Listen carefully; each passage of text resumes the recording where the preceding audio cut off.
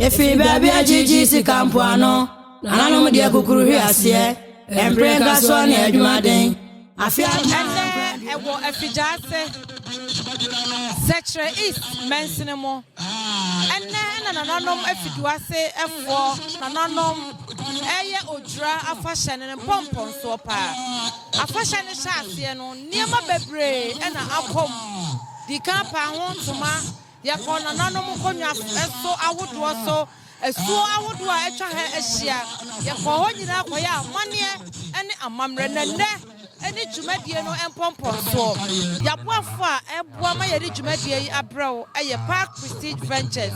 womo abusuakuruwa junction omo tontals papa enu achi no yenuanom anase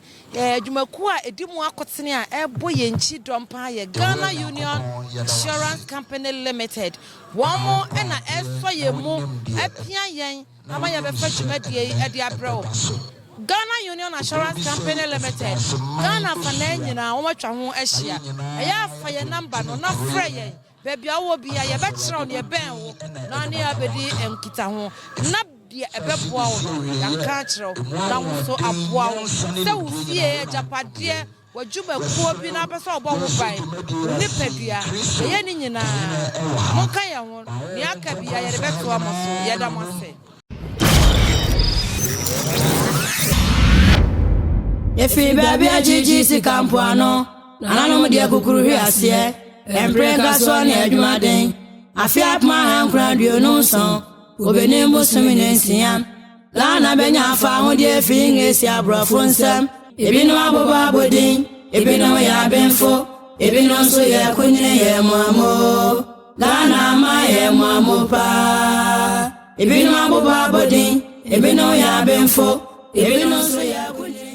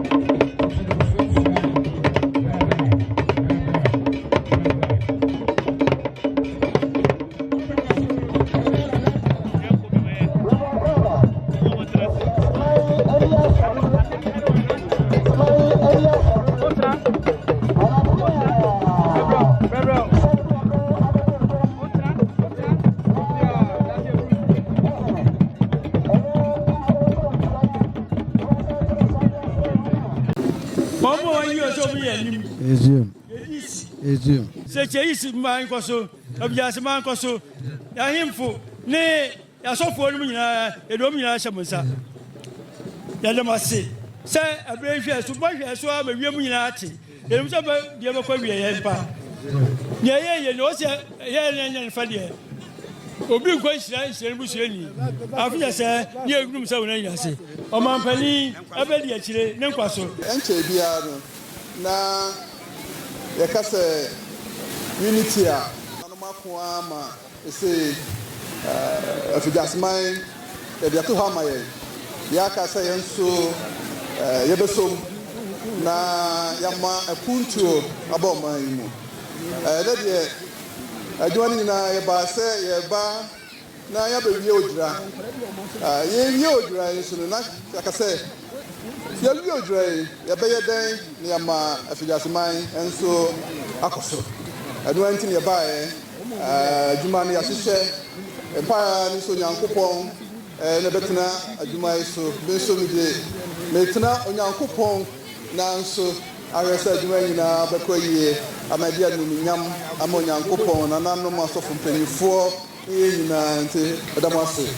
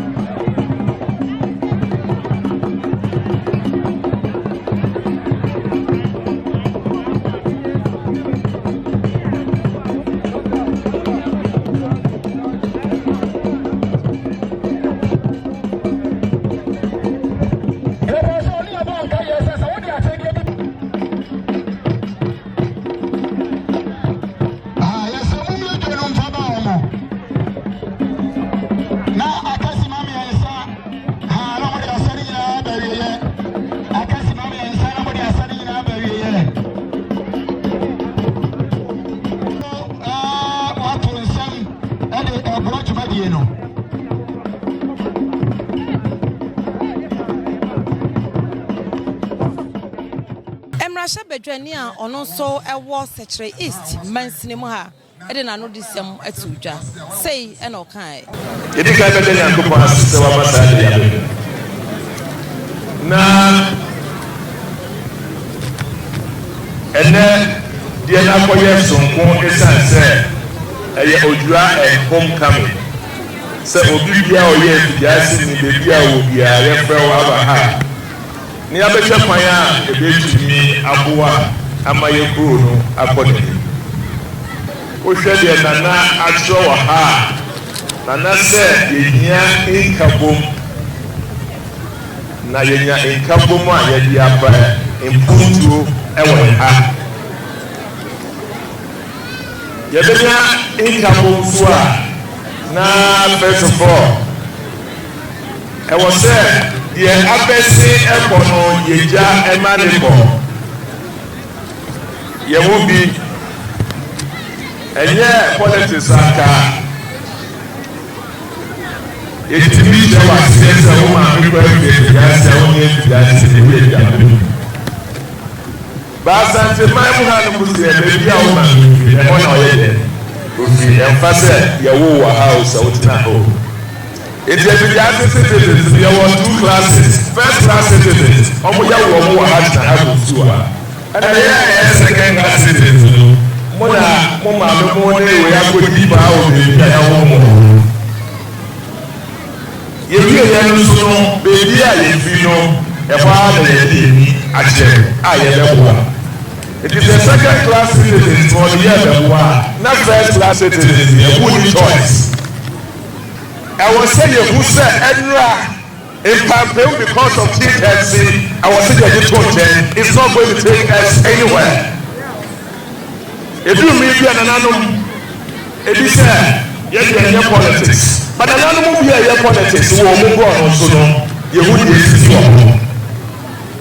and an anonymous in your politics as well, obedient to nature. So it's about time we all have to be involved. Archbishop, where's Yamo? And in another way, you wish you have a while with Jay. I was there, you didn't know your voice to catch them out. There was a mouth. We need to support Obibia Obebuaye. I was here for when I say, oh my fundraising, you have one maternity. Cecilia also and your fundraising, a community center. Ye mensini yimu swafwa wano ene yo mampeni isi anemo ye kwatie nanu disem. Osha na nkasa ye ewo nwuma no so a ye pempuntuo ene nkabomu sade MP kan no ne emire fi ye twam safi asman abon kashire ne ese wo mo pempuntuo a empuntuo no fakese ejina me mampani so kanse ne si wo no eho ene ebeje epuntuo enti sene ya boka china minye nnu ho mi take office there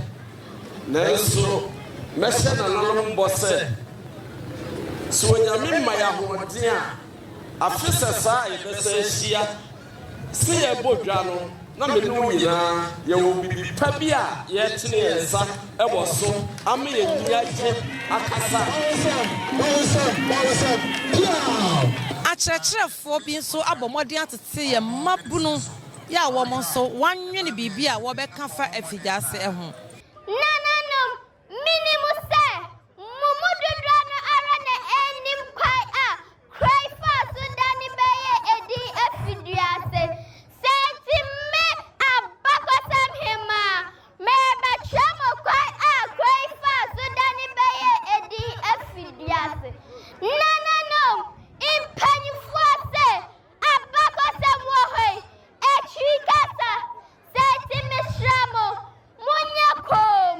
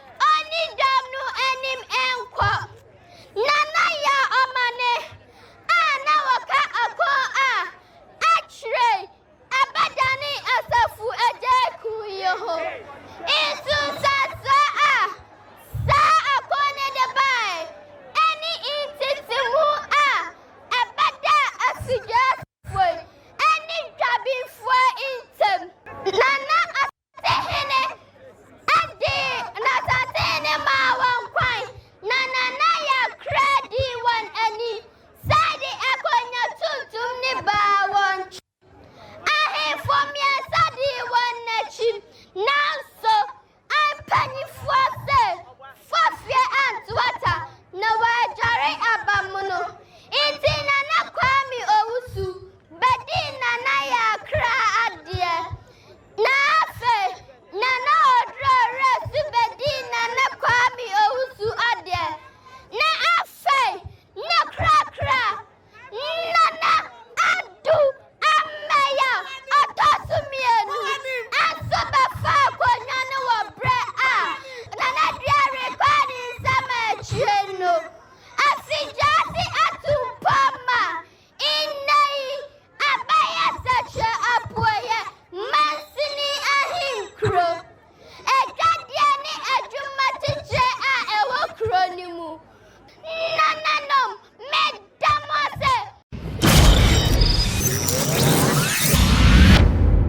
Efi baby ajiji si kampuano nananom de kukuru hwe aseɛ emprega so ne adwumaden afia pma hankra dio no so obenim bosumi medin Nana Kisi Amoa me yo hene osene agya na odwura ho nsɛm de no kakraka we na toso mienu a madi odwura na homecoming de we ne di kan a mfi sɛ afigyase mu yaye na homecoming no ayade a ede nkabomu na baako ye aba afigyase mu anokre Archbishop Ton Safre ahemfo amono no nyina sɛ yɛmbra efie ne meboa na afigyase nkoso ahemfo no yɛkeka yɛ ho bɔ mu ɛma yɛde osie yɔyɔ da sonko na ɛde nkabomu so aba paa meda se ɛde nkabomu aba nti yɛhwɛ kwan sɛ mpuntudwuma ne adeɛ bebree ɛbɛba afigya ne korakora mu deɛ na woka kyerɛ wo nuanom a aka yɛ afigyase ade hye yo yana yɛse afigyase na odwura a ɛne homecoming no nyɛ kuro afigyase nko a na yɛ afigyase man yɛkeka nkura yɛhyɛ afigyase nyinaa si ebo mu ɛna yɛbɛdi saa homecoming na ade a mɛka kyerɛ afigyase man ɛne afigyase ade hye ne sɛ yɛn nyinaa yɛnyɛ baako yɛ na kuro a manso mu no kuro no entumpɔn nti adesɛde akaka mede bɛto afigyase ma ɛne afigyase man nyinaa nim sɛ yɛn nyinaa yɛnka mom yɛnyɛ baako na nkɔso ma afigyase man mu meda se yɛn nyinaa yɛnka mom na yɛnyɛ baako mpre nkɔsoɔ mpuntuo ɛma afigyase man na deɛ meka ne sɛ afigyase man ɛsrɛm yɛ bibi sɛ obi afa ne ho nhyɛm na nya yɛ nko a ne yɛ a ɛyɛ yie wahene nko a ntimi emu man no yɛsɛ mo ɔmanfo no mo bɛtaa yɛ akyi na mo so mo de mo mmoa mo nyansa ɛbɛka ho ɛne ɔman no atimi atumpɔn na yɛbae mani agye mom sɛdeɛ dɔm no si aba na mo hyehyɛ sɛ bɛyɛ mo afigyase bɛtimi atumpɔn mani agye ho yɛmesrɛ nkɔlaa so sɛ ɔmo nyine ɔmo ho na ɔmo nkɔ school nkora ɔmo bɛka anwe sɛ ɔmo ano ɔte yie saa na mesrɛ sɛ ɔmo bɛyere ɔmo akɔ school na ɔmo nso daakye ɔmo nso abɛyɛ MPs ni bi na ɔmo abɛyɛ ministers ɔmo abɛyɛ engineers doctors na afigyase man atimi atumpɔn ama bi aka mampɔman ne asanteman pia ɔhema papa bi na yɛ asantoa kukudrofoɔ waka ne nyinaa watu ɛmama ne mmaburu ne nyinaa ɛfo yɛtie na sopam yɛde awurade mmoa nso bɛyɛ saa meda mo ase ɔmampani abɛde akyire etu ne nsi anan mu ɛma ne ba dwumadie yɛ ase ɛde n'ani onyam bɛta akyire ɛde n'ano de sɛm ɛbɛto dwa yɛnkɔ na yɛnkɔtie no sɛ wotuo bɛba ɛwɔ ha Gese nananom nsase no mode ɛma mbɔfoɔ wɔn ba mmotuo bi a wɔn so mu yɛ no adana so wɔn nya nsase gbɛne bebree no nsase ho nsɛm maaso ɛma adwuma bebree ɛsɛe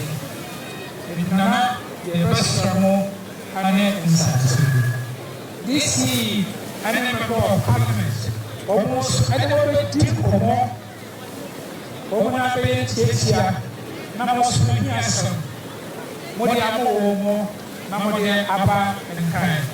na dwumadie Council of State baby, as I said, you're doing your man, Monster, Yassi, Monka, now I find I as I said, Ebra so say, Yebra, if you just say, what didn't I know this some at Suja? And such my dear Pompos on United say, Archbishop, and you was Jacobi. No, sir, I have said, if you just say, Kaboom.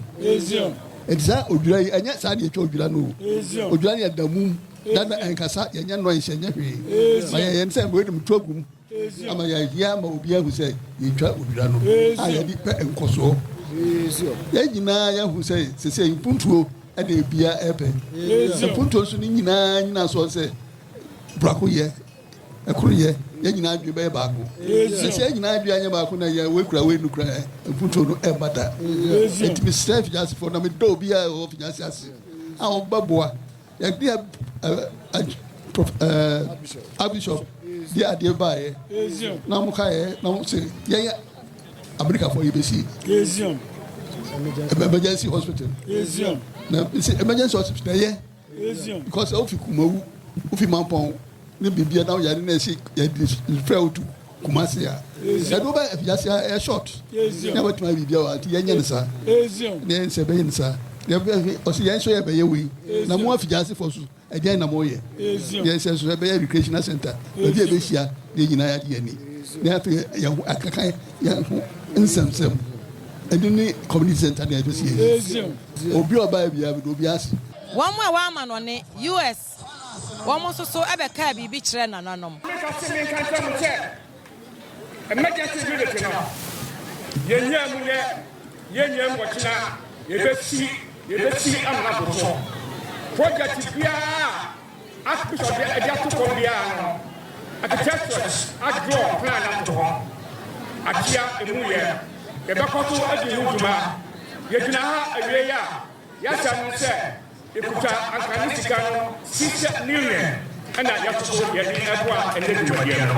Archbishop Daniel Enchibuesi ako doctor Obinfo ono so edensem bi etudwa Afijase eye nyina ye kro me awo na me kasa me ye ohene na na ba kope me nana ene afijase hene no ankasa enti me ne nana tenase se afijase ada ho ache biako ye ana unity ni kro we mu enema nkoso eyie because of manso sembi a atwamunti enti me the idea ba se nana me yanka mom na wodwura we yemfa so enye no unity ebetumi ama obia afijase ma ewo fie mpo ene omo wo Ghana ne omo wo abrochire nyina ebetumi aba na ama odo abantide ubehu ye eye bibia nyamede to makoma so se yenye na yemfamoa afijanseman yenuanom a wa akwantuo mo no ene efi awhwa ahokeka wo mode ahia dwumadie ohwe a etesei in fact ebinsi da ewo afijanse asase so senya yade ya ba ye covid ya anka ubehu especially America for the Kenya eba because yes she said to work 2 years ago and I had no buy we kura no still nipa ni bi wo a omo e wo fear a omo ntumi ntukwan puntu nyuma hodo a adehia mo wo amanone moaye ene ne amugusu ye ene ne da che mo pese mo ye maye hu yeah sisi am no kase yes Afijase hospital ye flow second floor no nyame yadoma enchekura yeguso me no ekoso akama yewie no a yesa ye national park ewo Afijase one of the best beautiful park ewo Ashanti region ha whole France bibia aba no achi no dwa ye bo ye disi ye ni so se basic community center no so ekoso pa wo hwe de ekoso ya obi ani age se obeboa ye wo market nso a ya plan se ye pese yesie Afijase ye kese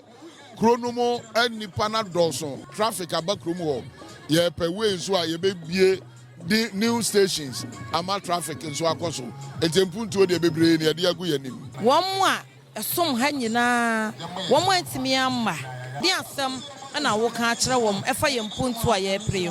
yo de metumi aka sese ne se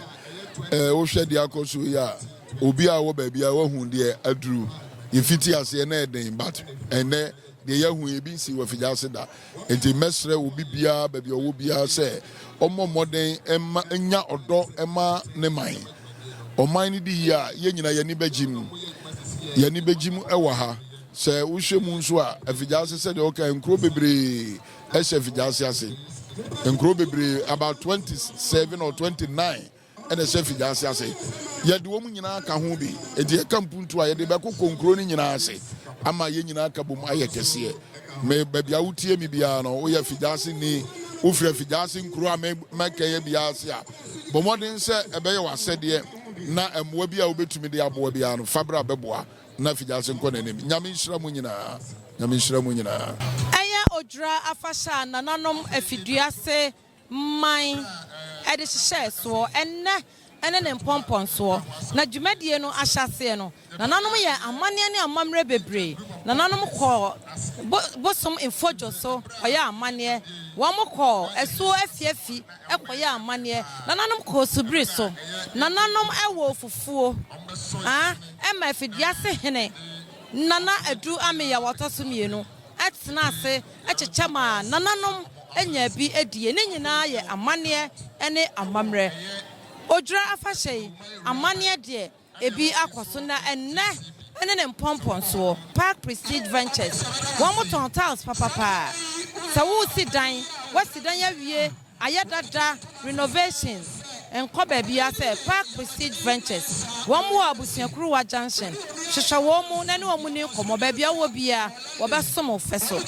sanso na yaboafo a edimu tintiman pa aya Ghana Union Assurance Company Limited womo so wo enkrabata twa Ghana afana nyina ho ahia ukọ siremu a womo nie emfifi mantem womo wo ho epue mantem womo wo ho asante mantemu womo agibe bia afa monfra womo no obetwetwe nkomo insurance ban na wo hia say ye ahyan ahodo say ye echapade wo nipadua wadwumakuo bibia pese wo ye insurance ban mu de enkwati Ghana Union Assurance Company ukwati wo mu a na asa wasa akapoma na wanwamo no eya afre yen ya ho matrofo no gu screen so na ye no mo nkomo na ye mo wonchiremu babia wo bia ye be kire de ben wo na wo ne yin abedi nketa ho ne ya hwawo kama eha ena brep ma ye kwan ama ye de djumadie ni nyina asi medede mmemmanu aba odosewa enima apaw medame kire nyina ase adomdom ya ne a ye woni da sene efi baby ajiji si kampo ano nananom de kukuru hwe ase emprega so ne adwumaden afia pma hankra dio no so obenim bosumi nsiam Ghana benya fa ho de finge si abrofo nsam ebino aboba bodin ebino ya benfo ebino so ye kunyine ye mwamo Ghana ma ye mwamo pa ebino aboba bodin ebino ya benfo ebino so ye kunyine ye mwamo Ghana desia ye mwamo pa Ghana ma mudaso